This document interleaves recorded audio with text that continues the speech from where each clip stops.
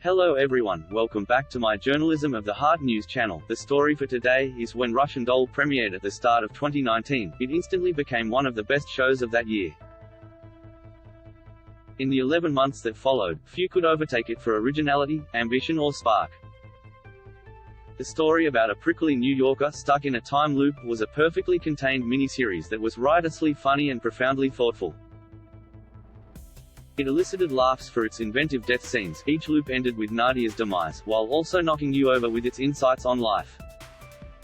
The Groundhog Day-esque time loop didn't just serve as a hook in a sea of streaming options, it propelled Russian Doll's rhythm. The long-awaited second season doesn't have that same propulsive tempo, but that doesn't mean it's not worth watching. 7 new episodes dropped this week and it's a much looser, less focused installment, but one which still has something to say and something to add to the world created by Natasha Lyonne and Leslie Headland. Lyonne returns as Nadia, who, after breaking out of the deathly time loop of her 36th birthday, is now 10 days away from turning 40. But being stuck in a time loop is nothing compared to the cycle of generational trauma. When Nadia finds herself transported on a subway train back in time to the 1980s, to the moment her mother Nora, Chloe Sevigny, is heavily pregnant with her, she sees an opportunity to change things, to rewrite her past.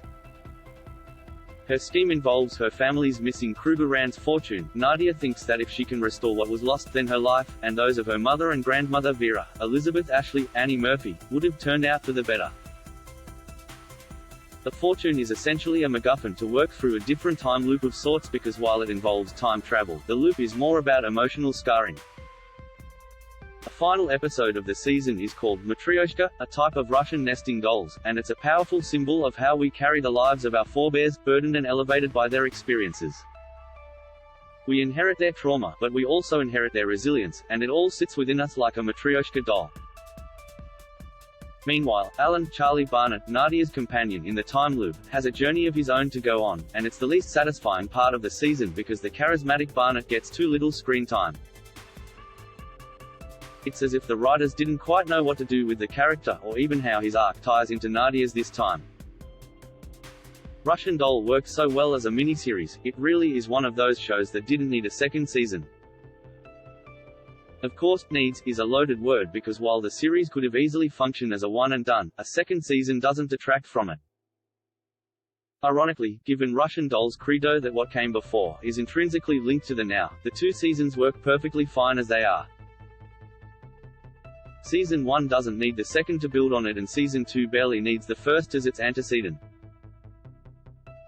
It was always going to be difficult for any follow-up to have the same impact given that first season was so snappy and smart, but even a dimmed second season is better than 95% of what you find on any streaming platform.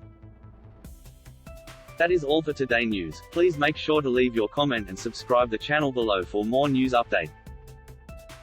Thank you for watching.